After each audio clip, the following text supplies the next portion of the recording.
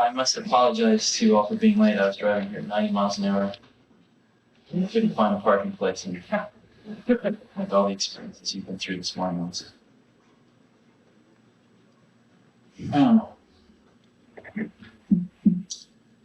Had a photographer from Scientific American that wanted to take some pictures in the last few days.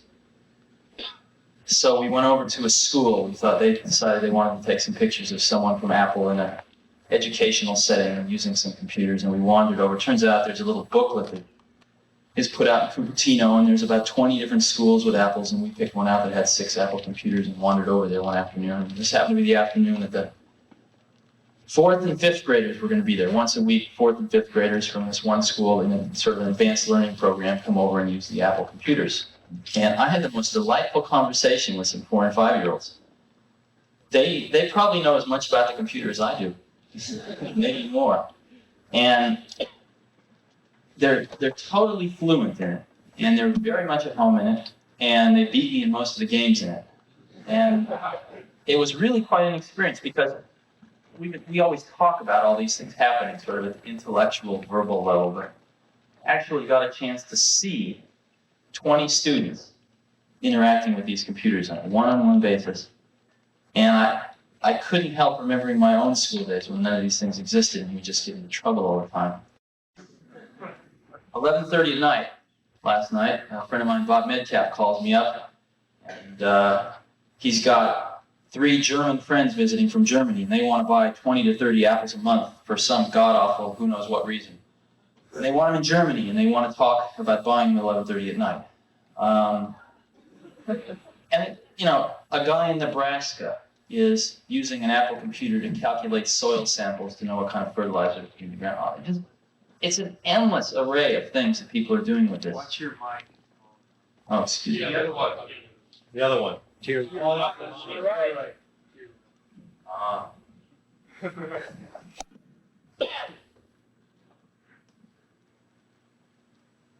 We had absolutely no idea what people were going to do these things when we started out. Matter of fact, the 2 people it was designed for was Woz and myself, because we couldn't afford to buy a computer kit on the market. So we liberated some parts from Hewlett-Packard and Atari, and worked on a design for about 6 months and decided that we would build our own computer. So we built one, and Woz was up till 4 in the morning for many moons, and we got it working. We showed some of our friends. Immediately, everybody wanted one. And it turned out that it took about 40 hours to build one of these things and about another 20, 30, 40 to debug it. And we had a lot of friends that worked at similar companies who could liberate the parts also. And we found ourselves spending every spare moment of our time helping our friends to build computers. And it was just getting to be a tremendous drain on our lives. So we got the idea one day that we could make a printed circuit board without the parts in it. Sell these blank printed circuit boards to our friends and probably cut the assembly and debug time down to 5-10 hours. So Woz sold his HP 6 calculator and I sold my van, and we got $1,300 together, and we paid our friend of ours who was this PC board layout person $1,300 to do us a layout, and decided we'd sell printed circuit boards at twice what it cost to build them and hopefully recoup our calculator and transportation at some later date. So that's what we did, and I was out trying to peddle PC boards one day and walked into a bike shop, the first bike shop in Mountain View, and Paul Terrell, the then owner of the bike shop, said he would like to take 50 of these computers. And I saw dollar signs in front of my eyes. But he had one catch, which was that he wanted them fully assembled and tested, ready to go, which is a new twist. So we spent the next 5 days on the phone at distributors and convinced the electronics parts distributors around here to give us about $10,000 worth of parts on thin air, just on enthusiasm. So we got the parts and we built 100 computers, and we sold 50 of them for cash, and in 29 days paid off the distributors. And that's how we got started. So we had 50 computers left over. Well, that meant we had to sell them. So then we started worrying about marketing, worrying about distribution, got on the phone to the other computer stores around the country. And gradually the whole thing began to build momentum. And at that point in time, we had some feeling that we were onto something. But the feeling is so different than the experience of actually seeing it happen right now. It's entirely different. And sometimes a lot of people ask, well, did you know it was going to mushroom into this phenomenon. And you could say, yeah, we planned it out. We had lead on a piece of paper. But it's different than the experience of seeing 500 people working at Apple Computer. It's very different than the experience of seeing a 5-year-old kid who really understands the tool that he's got in front of him. And the best analogy I've ever heard is Scientific American, I think it was, did a study in the early 70s on the efficiency of locomotion. And what they did was for all different species of things on the planet, birds and cats and dogs and fish and man and goats and stuff, they measured how much energy does it take for a goat to get from here to there, right? Kilocalories per kilometer or something, I don't know what they measured it in. And they ranked them, they published a list, and the condor won. The condor took the least amount of energy to get from here to there. And man didn't do so well. Came in with a rather unimpressive showing about a third of the way down the list. But fortunately, someone at Scientific American was insightful enough to test man with a bicycle. And man with a bicycle won. Twice as good as the condor, all the way off the list. And what it showed was that man as a tool maker has the ability to make a tool to amplify an inherent ability that he has. And that's exactly what we're doing here. It's exactly what we're doing here. We're not making bicycles to be ridden between Palo Alto and San Francisco. Okay, we're making bicycles. And yes, certain bicycles have certain generic attributes, like in general, 10 speeds are better to ride in mountains than 1 speed, and other things like that. But in general, what we're doing is we're building tools that amplify a human ability. Just like you could say that the Industrial Revolution was basically an amplification of a human ability, sweat, right? We amplified sweat, fractional horsepower motors, et cetera, et cetera. What we're working towards now is the ability to amplify another human ability. And we're just starting to get glimmerings of where it's going to go. As an example, how many of you have used VisiCalc? Quite a few of you. At Apple, every secretary now has an Apple on his or her desk. And they're doing all their word processing on them. You got to give them credit for that, given the software that's out. And they're doing a tremendous amount of financial modeling on the thing. As an example, I have to keep a budget for about 40, 50 people. And by the 10th of every month, my secretary's got all the information from accounting, put it into the VisiCalc model, and given me the actuals versus forecast and all the variances and et cetera, et cetera. And we're asking what-if questions on a daily basis. I can say, or there's Pat, I can say, Pat, what happens if I hire 5 more people this month? What's that going to do to the budget? An hour later, I know. It's incredible. And what's even more incredible is when you go talk to these 5th graders, because they're growing up with this thing. It's new for myself. I didn't know anything about stuff 15 years ago, 10 years ago. But these kids are growing up with it. I've seen some of the kids and people that work at Apple, I've seen go from being 1, 2 years old, where they push the return key. They sit on their father's lap and mother's lap, and what their part is to push the return key, to actually know how to program in the last 4 years. It's remarkable. So, one of the things that Apple is going to try to do over the next 3 or 4 years is to further that goal. And the key area we're focusing on is the following. Right now, if you buy a computer system and you want to solve one of your problems, we immediately throw a big problem right in the middle of you and your problem, which is learning how to use the computer. Right? Substantial problem to overcome. Once you overcome that, it's a phenomenal tool. But there is a barrier of having to overcome that problem. What we're trying to do, and I think there's a reasonable chance that Apple's going to make a real contribution to solving this problem in the next 36 months, is to remove that barrier so that someone can buy a computer system that knows nothing about it and directly attack their problem without learning how to program the computer. And the reason I think that Apple's got a chance of solving that problem versus a lot of other computer companies that we all know of that are much, much larger than we are now, although we're catching up, is that our whole company, our whole philosophical base, is founded on one principle. And that one principle is that there's something very special and very historically different that takes place when you have one computer and one person. Very different than if you have 10 people in one computer. And let's look at some of the things that our industry has, or our segment of the computer industry has contributed to the computer industry because of that underlying philosophical concept. In general, we were in retail distribution channels 3-4 years before the rest of the computer industry is now waking up to that fact. Why? Because to serve that one-on-one relationship, it was necessary to distribute the products that way. It was necessary to have products priced so that a person one-on-one could afford the computer system, and therefore it was necessary to distribute them through a relatively lower cost distribution channel rather than direct sales force. Interactive software, interactive video, a computer system that can be sold for a few $1,000s that can actually do some animation, that actually has the video that's so tightly coupled to the rest of the computer that you can do real-time.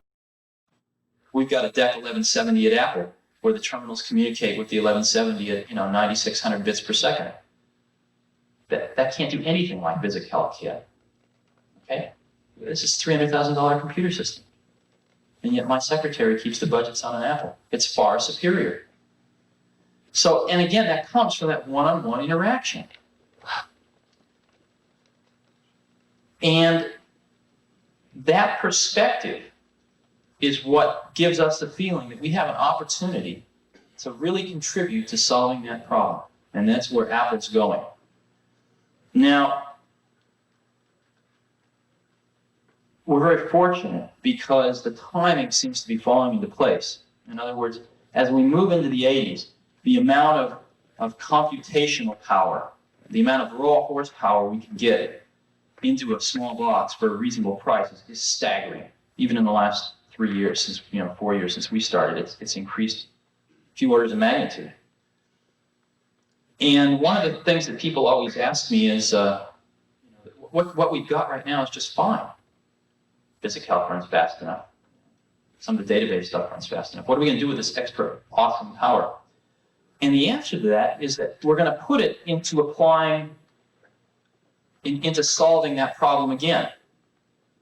In other words, we're going to start chewing up power specifically to help that one-on-one interaction go smoother. And specifically not to actually do the number crunching and the database management and the word processing, whatever. We're actually going to start applying a lot of that power specifically to help us remove that barrier. And so, assuming that we don't get into World War III, assuming that we're able to continue to recruit outstanding people, it looks like the timing's just right for that to occur. So hopefully, when we have our International Apple Core meeting, the third, fourth one from now, we'll all be able to talk about how we've solved that problem, because I really think it's going to happen. And I really think it's going to come out of an industry that 4 years ago didn't exist, that 3 years ago everyone said was a flash in the frying pan, and that I think right now a lot of people are starting to wake up. So thank you very much. Sure. There's a lot of stories to go around. I was Yeah, I knew I didn't get away with that answering that.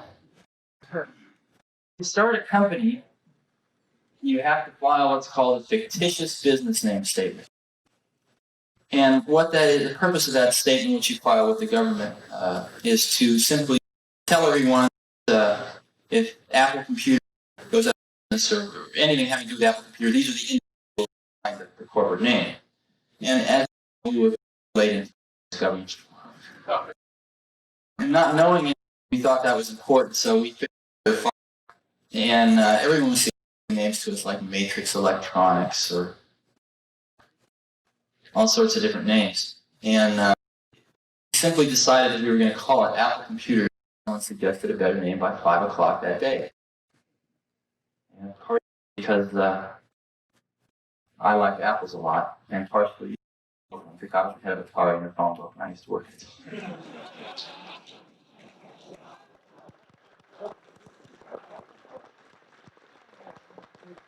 But we re-examined it on a regular basis, and we found that the juxtaposition of something that seemed to epitomize what we were going after, which was a simplicity and yet very refined sophistication.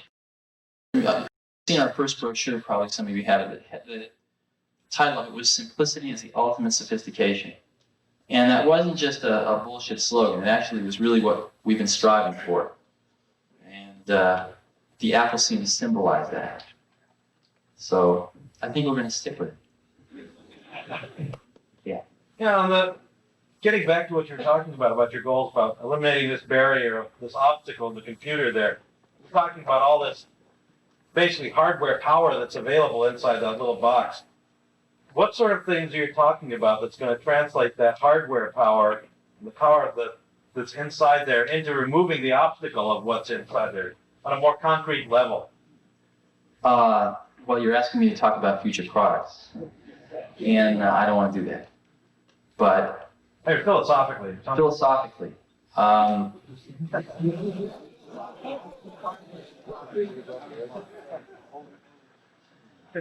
first of all, we've done an awful lot. You know, when we first started out, we didn't know how to spell the word software. And gradually we've learned. We've gone through the standard motions of setting up an internal application software department, which proceeded to fall on its face, picking it up and watching it fall on its face again. Finally, we went through a phase where we decided that what we were selling was solutions, not hardware. And so we realized that software was a big part of the solution, and therefore we better get our software act together. As a matter of fact, now we have more people in software engineering than hardware engineering. You know, our engineering department's over half people are devoted to software. And you know, a lot of times we ask ourselves what software is. Matter of fact, notice all these every other word software. I must give you some clue. But what is software? You know, I've often thought about this.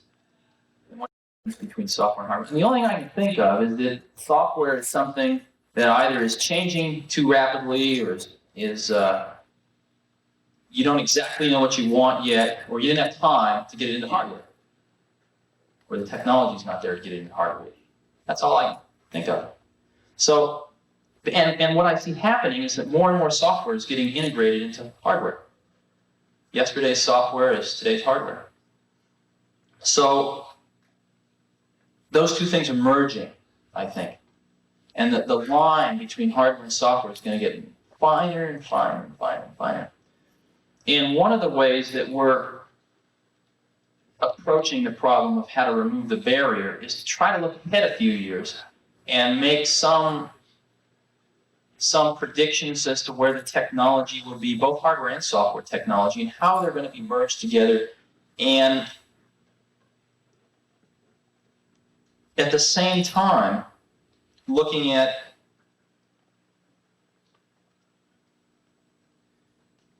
very carefully looking at the kinds of high-level tools that our customers are going to need and trying to make those two point at the same target. And I know that's very vague, and I guess I really don't want to talk about it anymore. Yeah, you said a lot. Yeah. There are a lot of us that bought Apple IIs here, and that put a tremendous amount of money and effort into using them and planning on using them for many years to come. Sure. What does Apple have in mind for continuing support with Apple II? In other words, not dropping it like some other companies dropped it. Sure. This line and then start up with a new one, and everyone has to go and find all new things, or maybe they don't want to, or whatever. But Sure. what do you have in mind for the people who want to interface at a level with? There's 3 or 4 different parts of the answer, and why don't I address each one? Because I think it's a really important question. For some crazy reason in the universe, 2 people from Los Altos and Cupertino, California, managed to want something that just so happened to be what about 1 million other people wanted. And it seems to fit the need fairly well. So well, matter of fact, that in the last 2.5 years, nobody else has come close. So I don't think Apple II's ever going to be obsolete. To answer it in another angle, the second angle, Apple is eventually going to have a broader line of products. Simply because, let's look at automobiles. Compare a Volkswagen Rabbit and a dump truck and a Mercedes-Benz, let's say. They all have transmissions, they all have engines, four wheels, seats. And they basically all perform the same basic function of transportation. What's the difference? There's a difference in emphasis. There's a difference in emphasis. And I think that that's what we're going to look at doing is potentially broadening the product line with computers with a different emphasis, slightly different emphasis than an Apple II. And I